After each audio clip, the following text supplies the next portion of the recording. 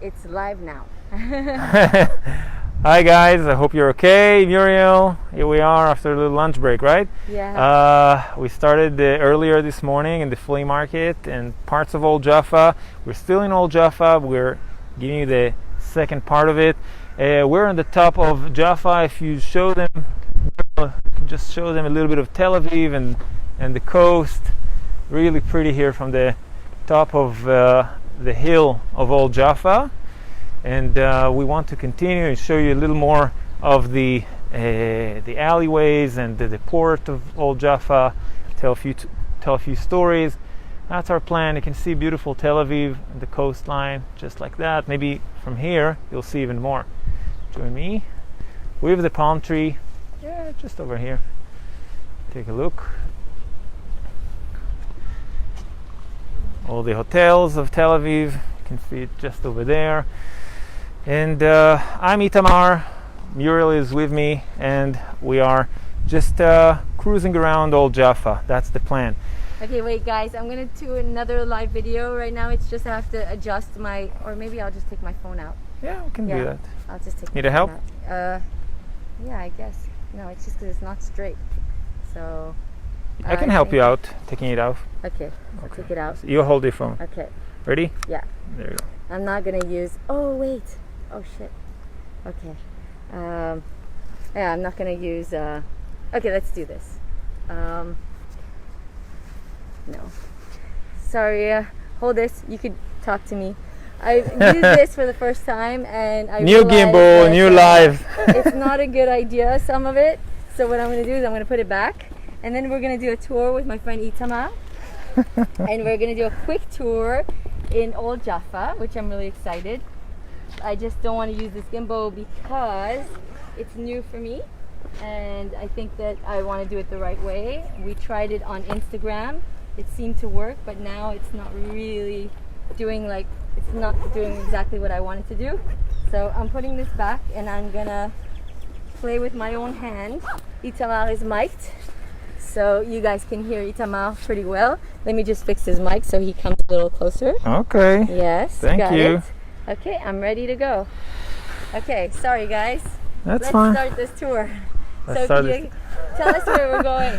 So, like Old Jaffa is such a beautiful place. We've seen the colors earlier. You can hear the bell rings now from St. Peter's Church just over there. If you can show them the bell tower just over there. There's so much to talk about here in Old Jaffa. I'll just say that there are two important themes for that. I would say Jaffa is the place where the Jewish Exodus, modern Exodus, ended.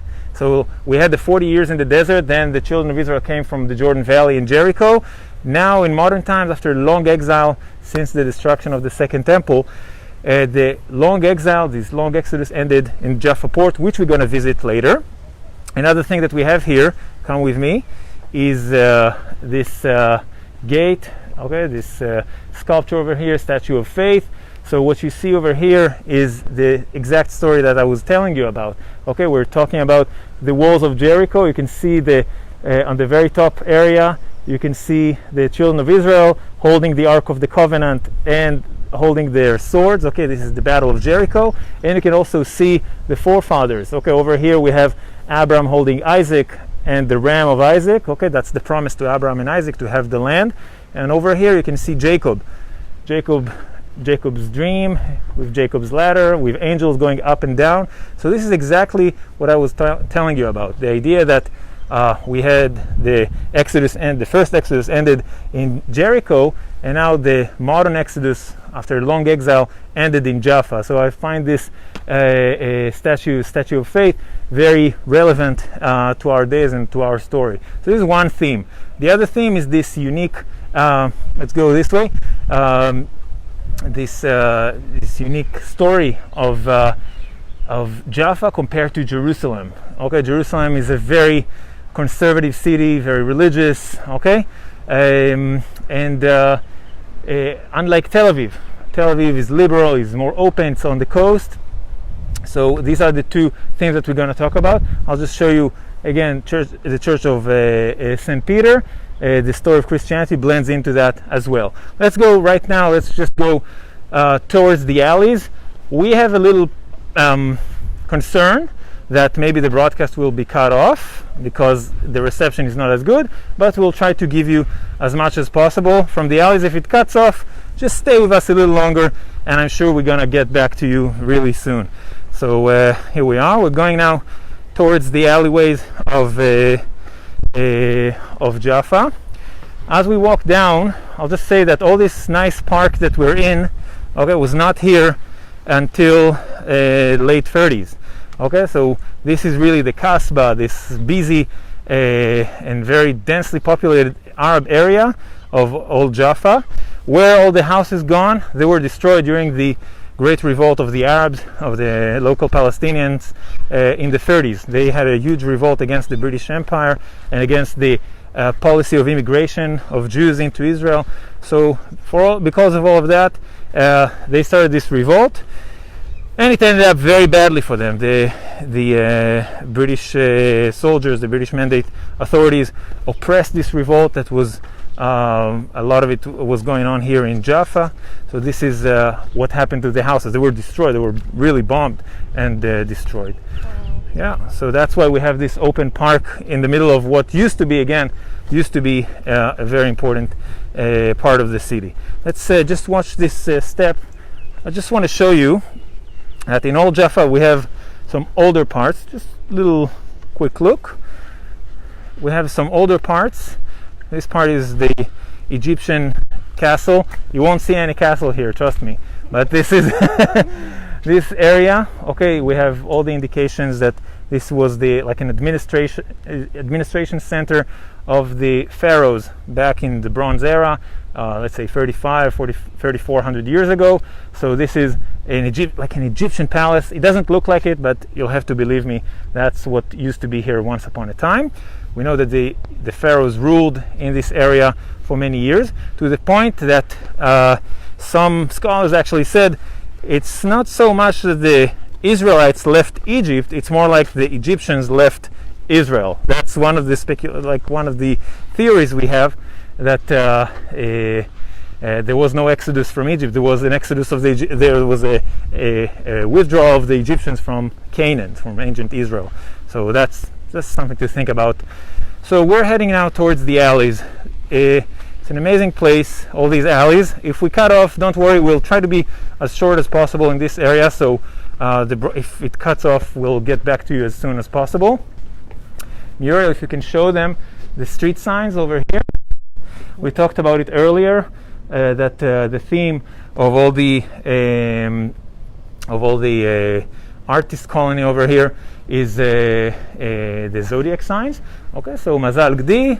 Okay, over here that's what's the name of it? This is John, huh? No. Gdi is like a kid, like a goat. But I forgot the Aries. Aries, yeah. Okay, so that's Aries.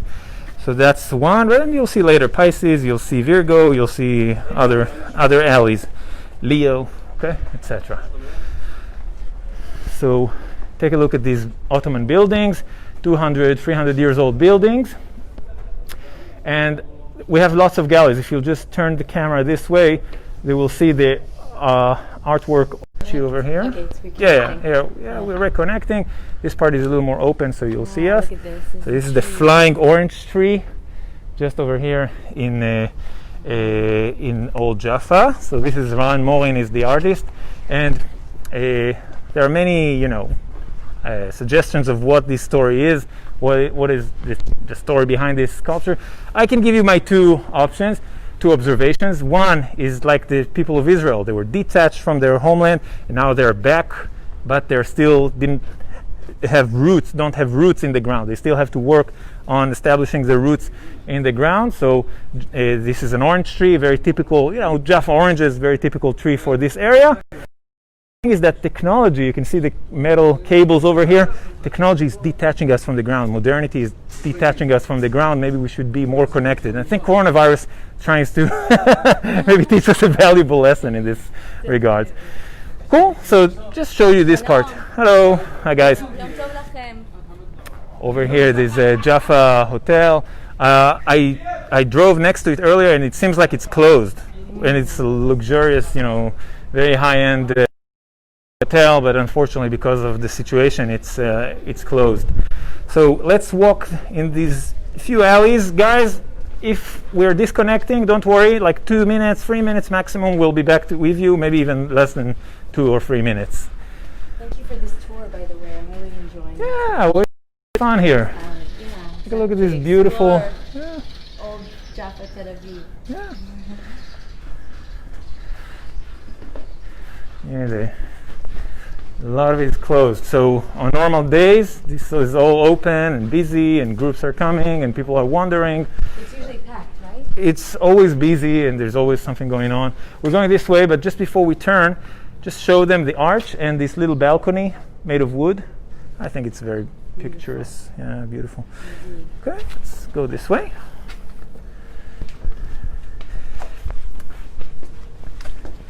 So I don't know what's with the cats. I mean, I don't see the cats now. Usually, maybe they get used that there are very few tourists. They have to find their shawarma and food somewhere else.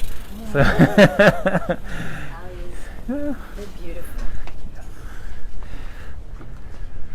So they have this section where you could actually kind of like, this is what, for like merchants to bring their wheels up the stairs? yeah, well, like kind of like Jerusalem. Here's one cat just over here, minding his own business. Take a look at Obama.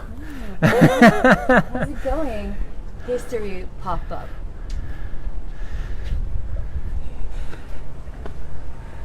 Yeah, seems like they have their shop open over here.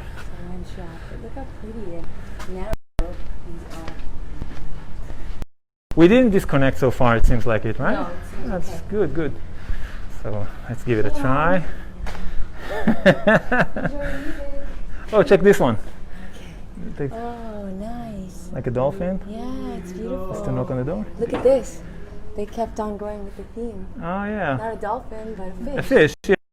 Like Prosperity. Pisces. And Oh, it Pisces. is Pisces Street. Yeah, Pisces oh, Street. Okay. Nice. Look at that green door to match with Pisces. That's pretty. Again, the idea of having blue doors like here, like Tzfat, the city of Tzfat also have that.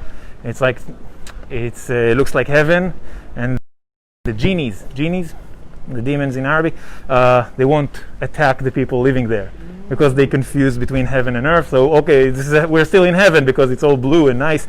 So that repels the demons. So this is like so something with the eye as well, no? The yeah, eye. evil eye. Yeah. Yeah, it's really keeping away the eyes. And you see another gallery that got closed, I think. Oh, it's sad. I don't know if it was a pop-up or not, but this is anyway, they just closed.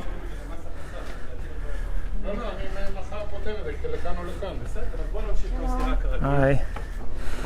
Okay, I think they are closed. Let's Yeah, everything's see. closed.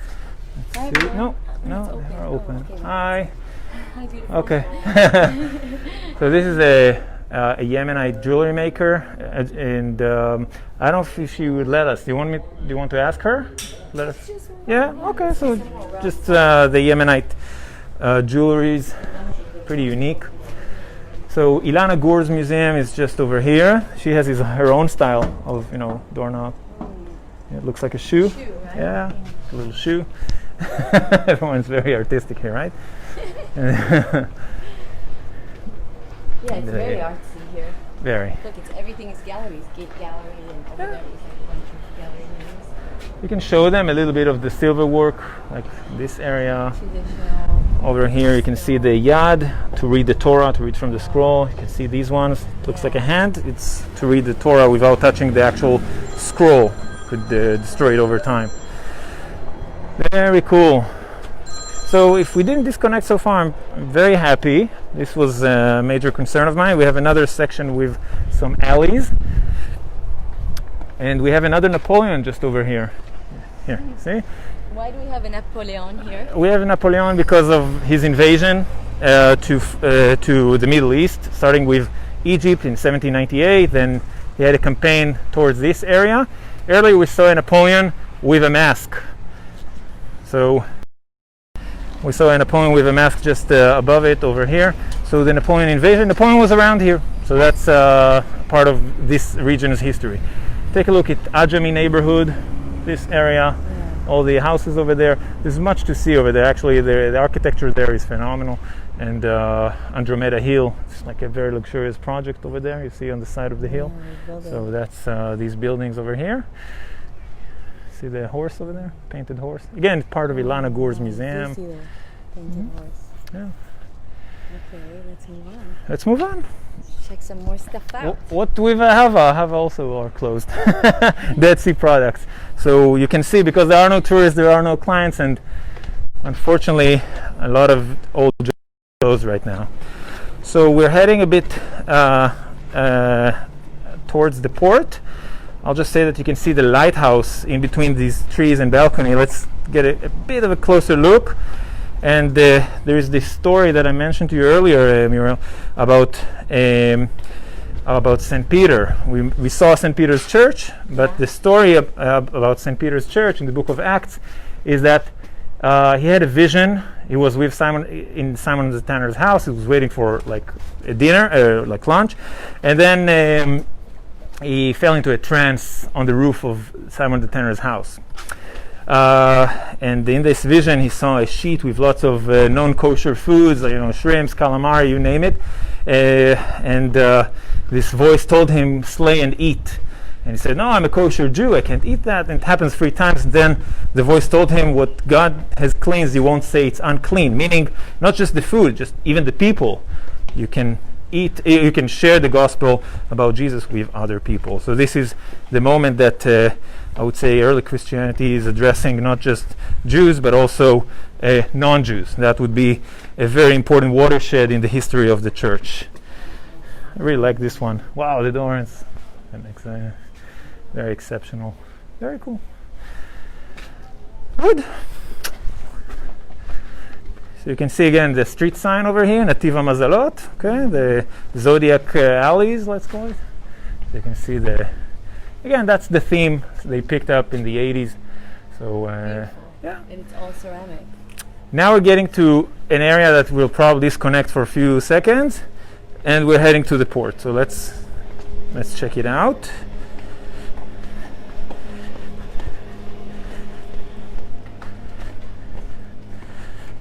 Wow, Adina Plastilina completely closed. Oh no, that's sad. Wow, very sad.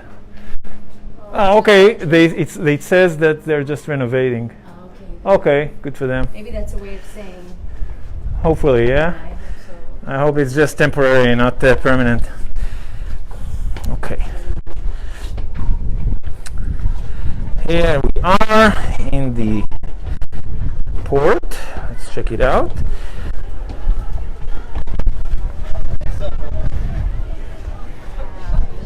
I'm going to speak with the scouts. הוא אוהב אותך. כי כן, ודאי, בוא להיכנס. So Murielle is embarrassing the boys here. She said to the girl that he loves you.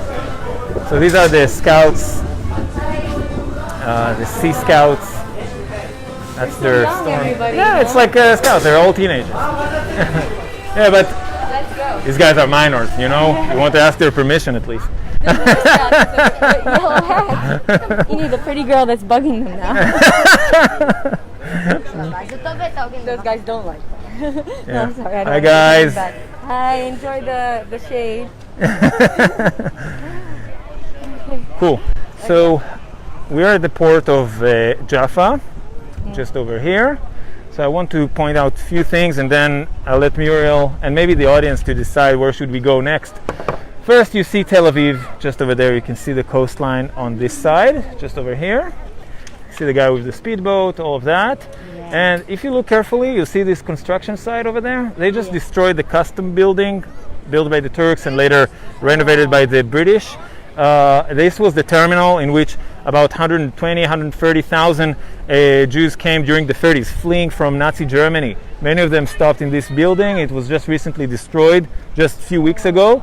I don't know exactly what was the reasoning for that as far as the municipality of Tel Aviv concerned, but I don't know what they're going to do now with this area over here. Anyway, we're gonna walk through there later on. Right now, I just want to show you a little more of the port, and then we'll get back towards the clock tower. And there is something special for you in that port. I think you really like it. So let's get we'll have just a little walk. I want to show it to you over there. As we walk, you can show them the lighthouse that I mentioned earlier. This is the old lighthouse of Jaffa Port, just over here. And I'll say that Jaffa Port is not really a very important port since 30s, 40s. It's not really the important port. We have Tel Aviv port, and later on we have Ashdod. Okay, the port in Ashdod, which is the main port of Israel now.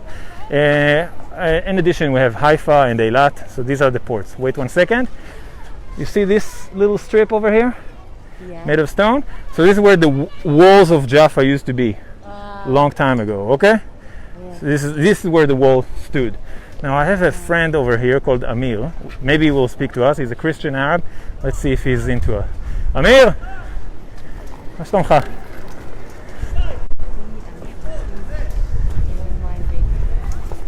מה שלומך? אני איתמר המדריך, נפגשנו כבר בעבר. אנחנו מצלמים עכשיו בפייסבוק לייב, אתה רוצה להגיד משהו ככה, אנחנו נשאל אותך דברים? אני אגיד לך. אוקיי. אתה אוהב אותך? שאנחנו ממש חמודים. How's your English, by the way? האנגלית שלך בסדר? לא, אוקיי. So I'll ask him in Hebrew and I will translate. רציתי לשאול אותך, מה קורה מאז הקורונה בנמל יפו? מה קורה מאז הקורונה בנמל יפו? ככה, בוא נגיד שהאזור הזה הופך להיות ערב באים לאט. Wow. I asked Amir, what is happening since coronavirus started in Jaffa Port? He says it's becoming like a ghost town little by little. Gradually it's becoming like a ghost town. כן. בתור בן אדם שמכיר את נמל יפו וחי בנמל יפו.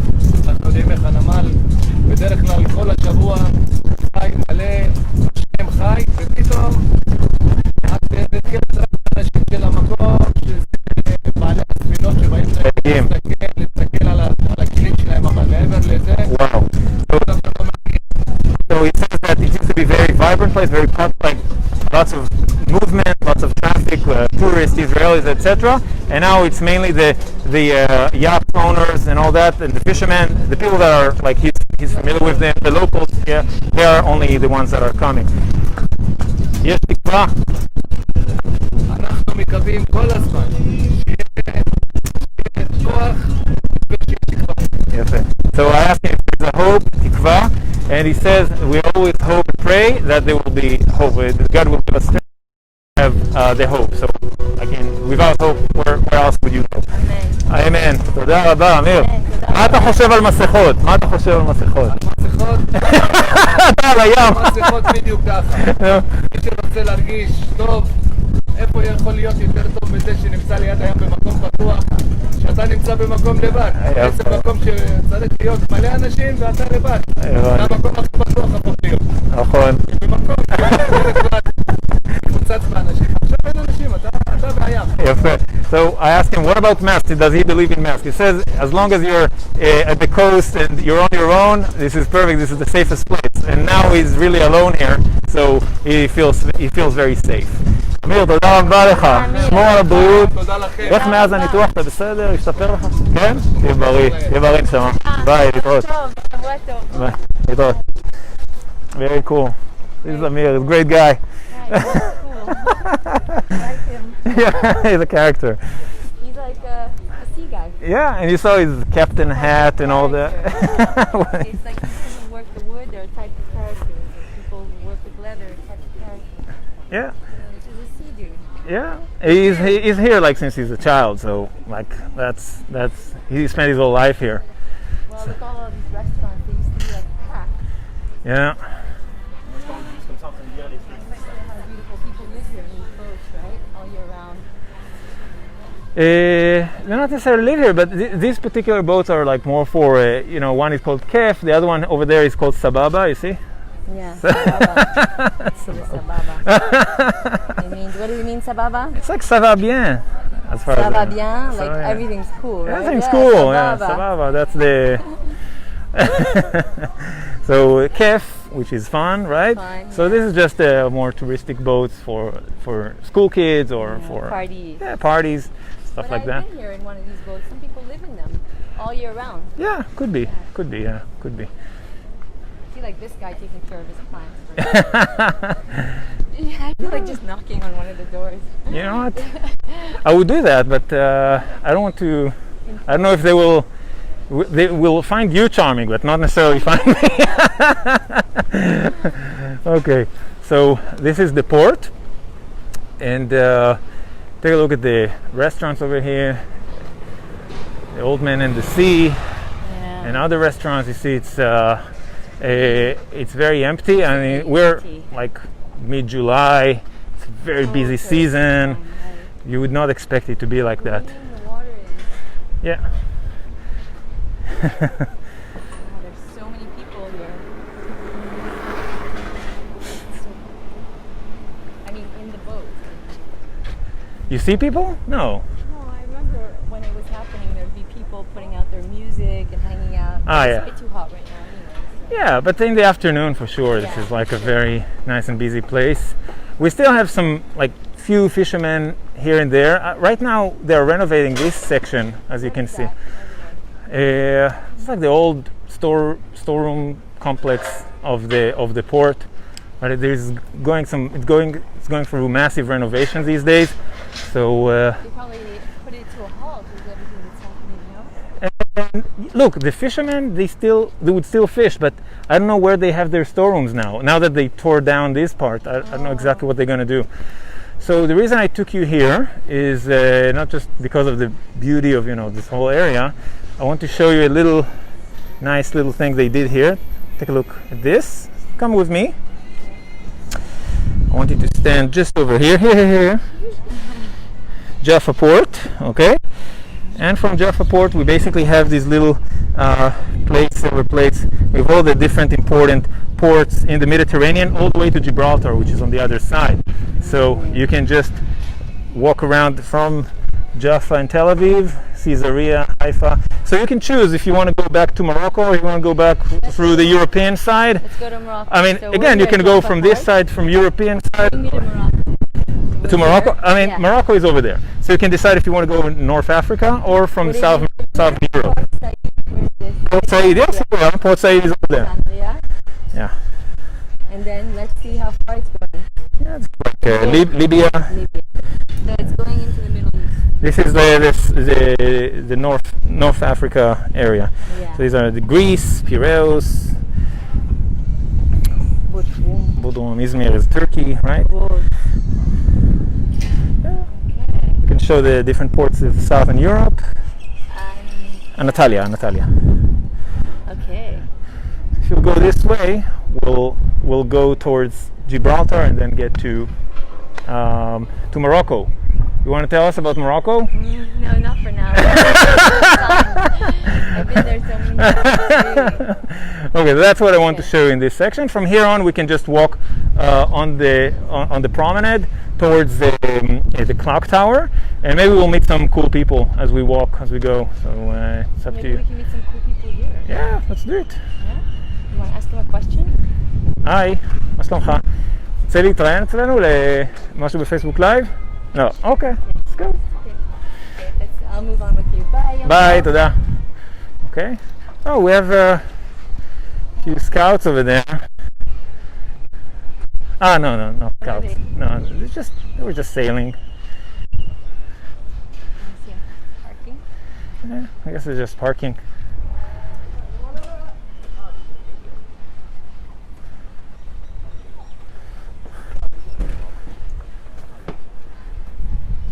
Shalom lachem.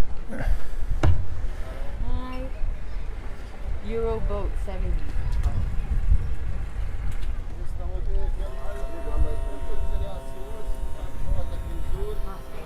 Yeah. Pure heat. We'll just walk towards the clock tower. Yeah, it's like a few minutes walk all the way to the clock tower. This guy has a very interesting hairstyle. That is interesting. Can you just ask him? Maybe I'm not going to be so charming. Can I ask you a question on your hairstyle? hairstyle, please? Okay. What made you decide to do that? That's because I'm black and I don't have hair, so I want just that. It's so different. It's like cuckoo, you know what? Yeah. Ponytail. That's what I have. Cool. Looks good on you. Very original. Very cool. Hi, Hamudi. Yeah, that's, you see, people are creative. This is what makes us Startup Nation. Look at this little He's so cute. Keep helping. Bye.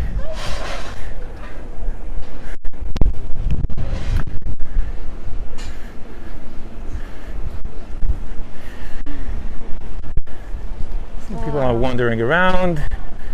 These are the Arabs of Jaffa. We mentioned that earlier, I think, right? Yeah, we but talked we about. didn't mention it in Yeah. this one. So we we have didn't in mention Tel it. Aviv, we have about 500,000 people, a little less than 500,000 people living in Tel Aviv, and about 30 or something thousand of them are Arabs. About 2/3 are Arab Muslims, and 1/3 is Christian Arabs from different denominations. So a very Jewish city, I would say. Compare that to Jerusalem, by the way. Jerusalem is almost 40% Arabs, Wow. and most of them are Muslims, and there's like 20,000 Christians altogether in Jerusalem. So very different numbers. And so 60% Jewish compared to Tel Aviv, which is like 95 or 96% Jewish. Very interesting thing, because people tend to say about Tel Aviv that it's very liberal and very cosmopolitan, right? Right. It's very homogeneous when you, right? It's very easy to be tolerant and liberal when you have no minorities around you, right?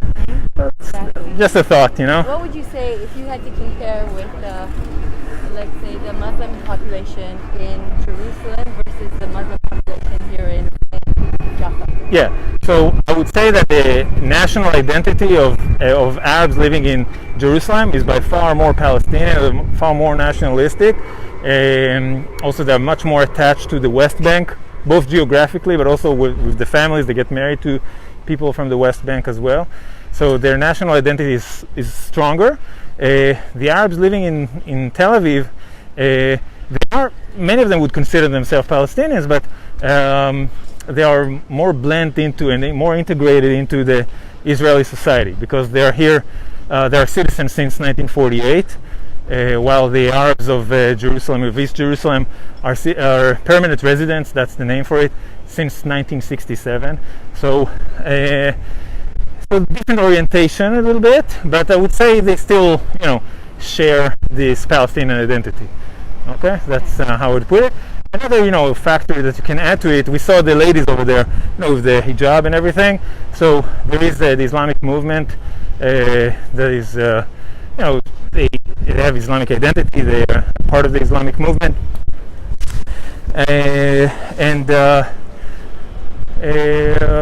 so they are affiliated with Islam, values of Islam. So this is something that happens more so in Jerusalem, but still in Jaffa it does exist as well. So this is just a few comments about it. I want to show you some interesting historical part of the port. Hi, Hamudim. Hi. Let's say hi. They make Malabi over here. Malabi? Yeah. We're on Facebook Live. So I was always going here with my tourists. Yeah. Yeah, and they always they had it, like they saw this cake. They thought it's a cake, Wow. Welcome. So any people buying Malabi these days?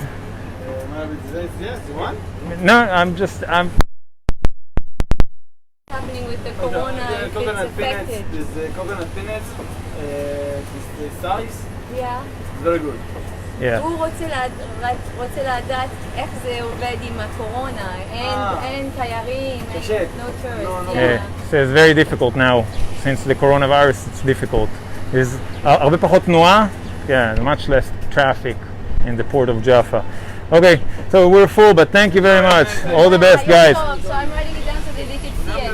Okay, and it's right in front of the water here. Hi. Just on the promenade. Water, yeah. Just on Okay. Bye, Hamudim. Bye, guys. Thanks. Take a look at the guys over here. No, but they will never speak to us. But No, I know. you can see they're super tanned and But I love them. Look how guy oriented. Yeah, You know what I mean? It's such like a a- macho environment. Parliament. They established their own parliament Middle here. East, you know? It's like very macho. I remember when I first came here, it was a culture shock from Canada, you know?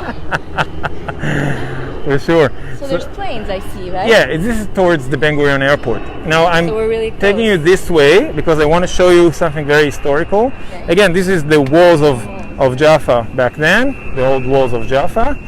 And at some point in the 19th century, they tore down many of the walls of Jaffa. Now you'll have to climb up over here because I want to show you these stairs. You see? Okay, yeah, I do see. These stairs, there's as far as I know, there's another set of stairs. But anyway, these stairs are the stairs that Herzl, he came from here. Oh, Okay? yeah. When he visited Israel in the late 19th century, 1898, he was visiting Israel. So this is how he came. And the same thing with Ben Gurion and all the other important Zionist leaders and all the Aliyah, right? All the immigrants, Jewish immigrants that came during the, let's say, 1910s, 20s, 30s, 40s. Not 40s, but 30s definitely. Many of them came from right here. So these stairs historically are very important. It's a part of the Aliyah, part of this history. So up until the 30s, I would say most of the Jews came from this port. Because it's a very shallow water port, the big ships were, let's call it parking, docking, or just outside, and little boats were taking them from the big boats all the way here. Now you'll see that there are many rocks. You see the rocks? Yeah, I do see. Okay, it's a very rocky area.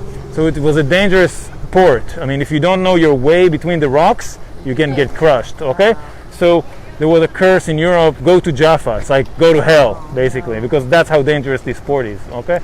So there you I'd go. like to put my foot there. Would that be weird? Yeah, I'll hold it. No, I'll hold it. Just Okay.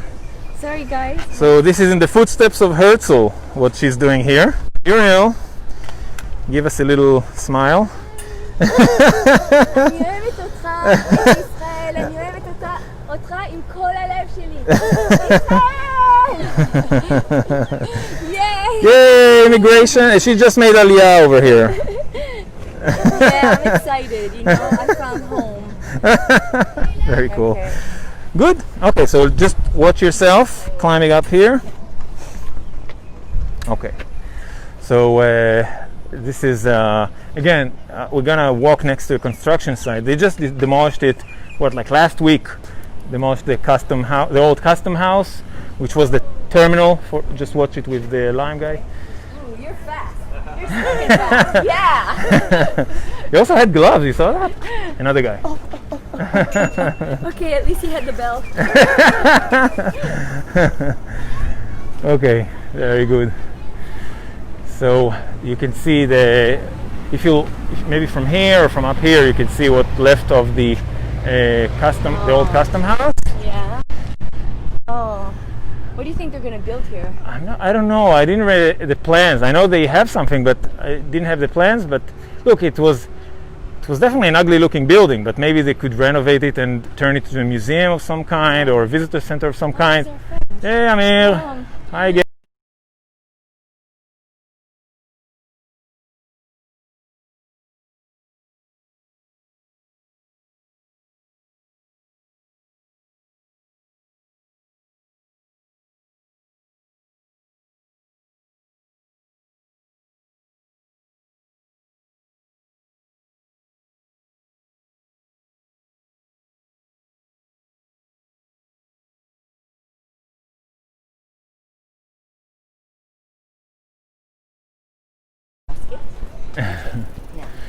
Very cool. So we have another nice cafe over here just on the promenade, and you can see a few people drinking some drinks and iced coffee and all that.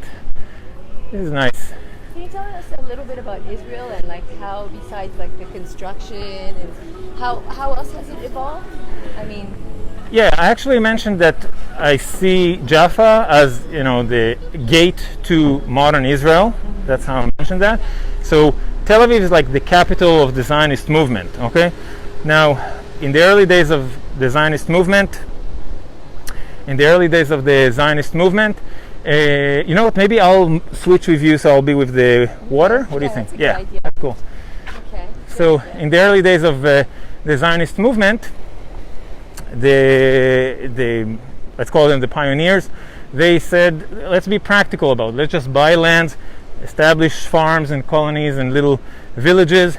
So that's the early phase of the Zionist movement. I'm talking about the 1870s, 1880s, 1890s. Is that okay? Yeah.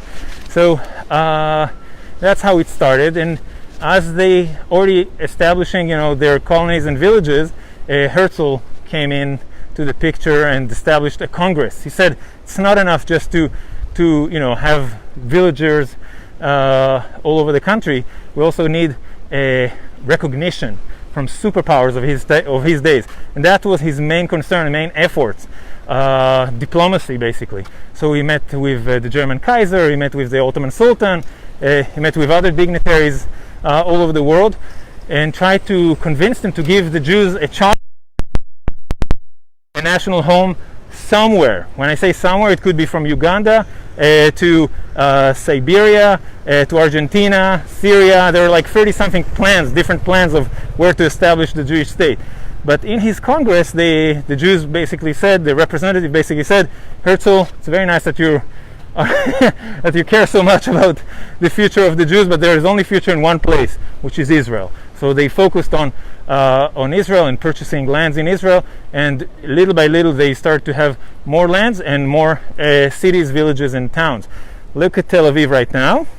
The city was established about 5 years after Herzl passed away, 1908, 1909. That's when Tel Aviv started. So the unique part about this city is that it was designated from day one to be the first Hebrew city. A new city that will build, that all the residents over there will speak Hebrew, will develop their culture, the Jewish and Zionist culture, which is very much based on Hebrew, the Hebrew language. Reviving the Hebrew language was a massive project of their days. So coming from, again, Old Jaffa, from the port of Old Jaffa, they were establishing their city in the 1910s, 1920s over here. And after the First World War, the city grew dramatically from, let's say, 8,000 people in the early 1920s to 250,000 people in 1948. So within 30 years, the city, grew so dramatically, and this became like the unofficial capital of Israel, I would say, is Tel Aviv. Now, just want you to enjoy maybe the sound of the the sea. Yeah, you can see a fisherman just over there. Yeah, I see a fisherman. I see two women just enjoying watching the nothingness of emptiness, but beautiful blue. There's something about blue just relaxes us, right? Of course, yeah. Look, we're 70% water, right? Yeah, right? That's why we should eat our vegetables and fruits. Let's say hi to the fisherman. Yeah. Let's say hi. Let's see. היי, שלום אדוני. מה שלומך? הצלחת לתפוס משהו? Didn't catch anything yet. What does he do when he just sits here? He like meditates? היא שואלת, האם אתה עושה כמו מדיטציה כשאתה פה? איך זה מרגיש לך לדוג? פשוט הנאה ונחמד? נהנה מהאוויר, מהים. ואיך האנשים שעוברים? מדברים איתך לפעמים? לא. Okay. He enjoys the quiet, just enjoy the air, the sound of the water. יפה. כמה דגים בדרך כלל אתה תופס בערב אחר צהריים כזה? In one afternoon he could catch like 4, 5, 6 fish. Does he eat them? ואתה מכין אותם? מטגן אותם ממש? מטגן? מה המתכון שלך? Just salt and pepper. Oh, thank you. He's a simple man. Simple man, you see? Way. Thank you very much. Bye. All the best. I love simple people. Yeah.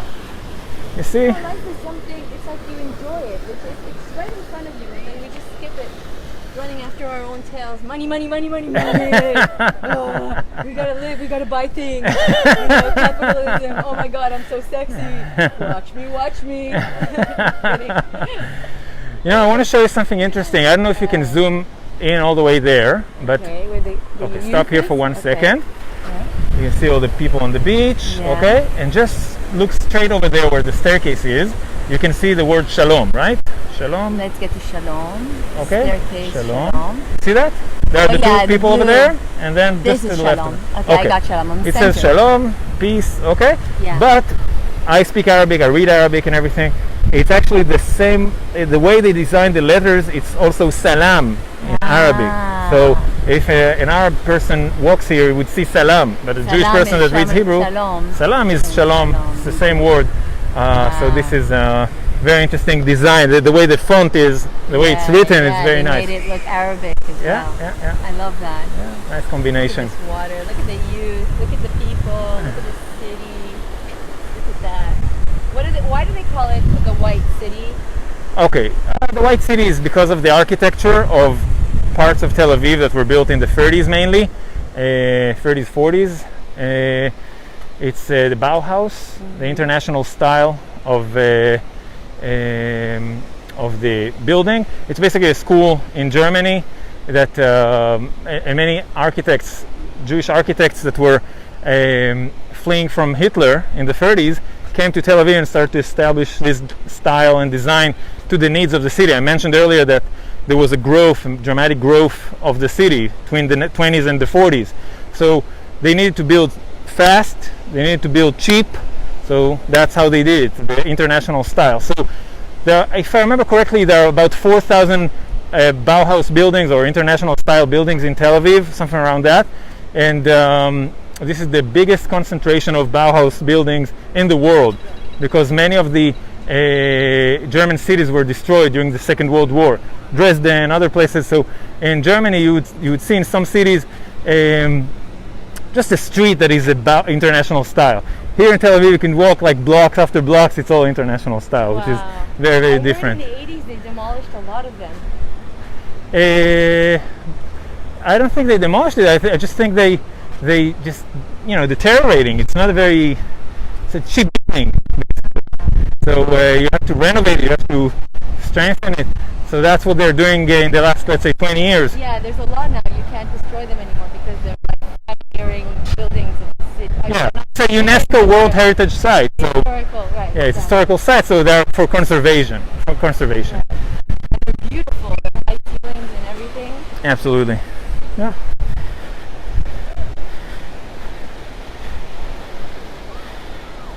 This is Tel Aviv. So you'll take it now. I have to answer my phone for a second. Sure. Okay. Take my microphone over here. I'll take the phone because he needs to answer. There you go. Message. Let's go to this guy over here. Well, let's find some guys or women or this guy or this guy. Oh, shalom. Are those people? Are the pigeons? I wonder what this building is. Itamar would know. And this guy. He's on the phone. I just want to see the people, what they look like a little bit. I'm pretty direct right now, which is kind of funny. I just go in people's faces. Shalom, I like your glasses. Thank you. Okay. So, Itamar, you ready? Yeah, I'm ready. Okay. Sorry about that. On the top of it. Yeah. Got it. Okay. I'm back. Voila. Okay. Let's go. So this is the Sitai Hotel, just over here, again, brand new, very beautiful. And it used to be the prison. Oh, no. You can actually see, It's like weird energy. you can see that the bars are a little bit They like, kept the bar. they kept the bars, right, in a way. Nice.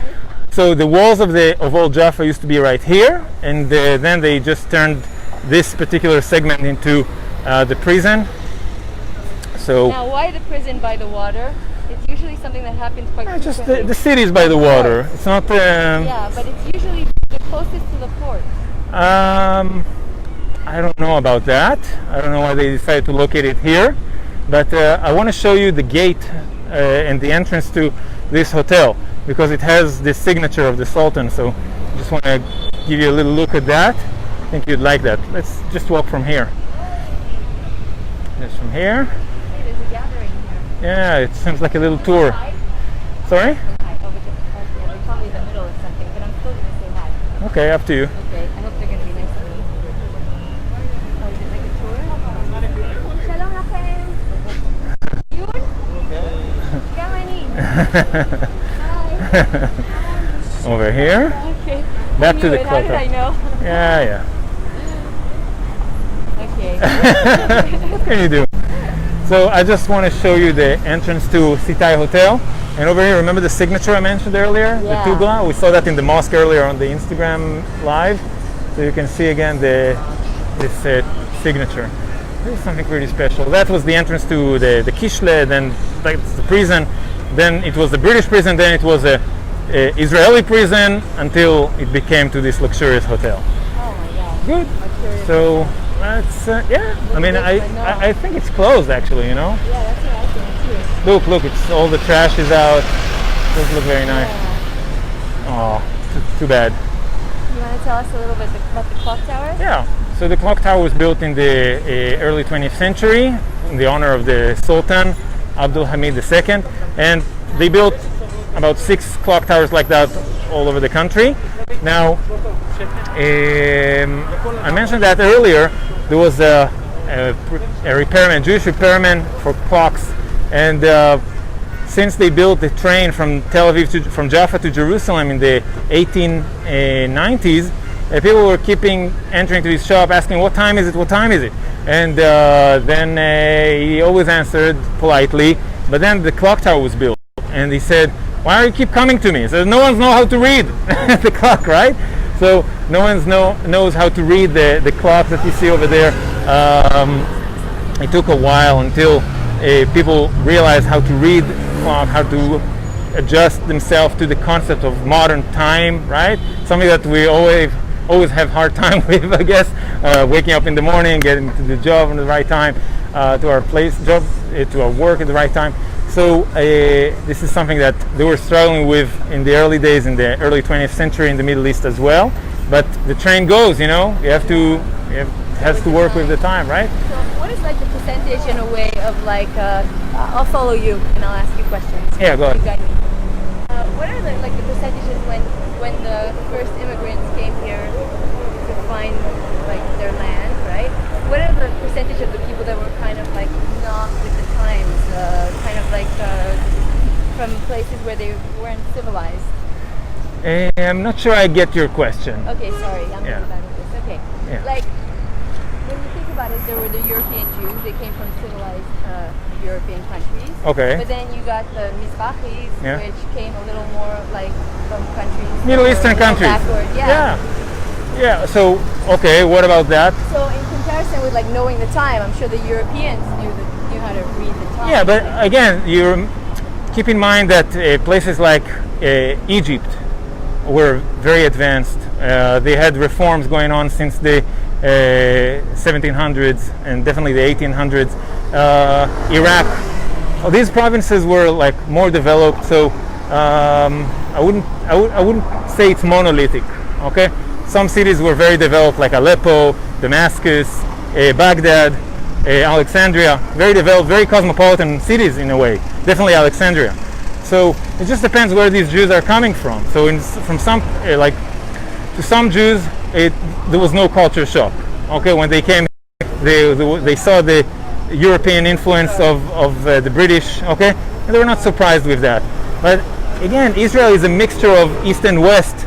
So we have the Arab population, we have the Mizrahi Jews, and we have the European influence and the European Jews. So it's a mix, and I think that everyone finds his home over here. That's what's so special about it. How does it reflect with the food here? Oh my God! Let's check something about the food. Okay, we have the knafe place over here. All of these influences from all over. Lots of fusion. Lots of fusion. I mean, you can see that in people that are like Ashkenazis that usually don't use too much spices over here. Like historically, they're not using too much spices. European. Yeah, European Jews, and all of a sudden you have Ashkenazis using spices. When they come to Israel, they're using spices. Coffee, drinking coffee, the coffee culture, nargila, smoking hookah, right? So there's a lot of fusion of East and West. So I'm not super familiar with culinary traditions, but I know this fusion exists. And in some cases I can give you examples for that. In some places I can give you examples for that. Here, now where are we now? Check it out. Very cool. So this is like straight from where? From Second World War or something like that. It's crazy. Oh, you can hear the muezzin. Yeah. Let's get a little closer. Yeah, I can hear it from here. I don't know if they hear it. It's coming. Here. This is the call for prayer.